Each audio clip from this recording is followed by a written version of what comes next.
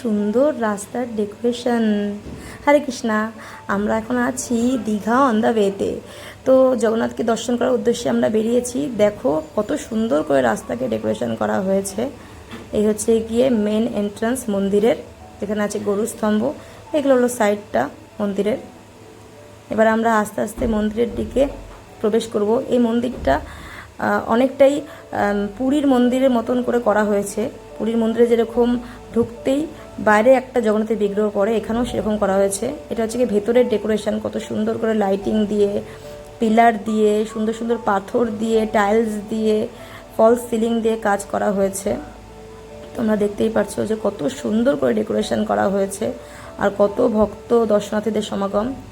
ওই যে ছোট জগন্নাথ বাইরে রাখা হয়েছে, যেটা পুরীতেও এভাবে করে রাখা আছে।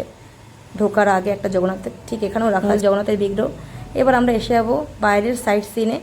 বাইরেও বিশাল বড় গ্রাউন্ড আছে, যেখানে এরকম সাইড সিন আছে। এখানে চলছে আবার হরিনাম কীর্তন। সব ভক্তরা একত্রিত হয়ে এখানে হরিনাম কীর্তন করলো, যেখানে আমরা একটু টাইম স্পেন্ড করলাম।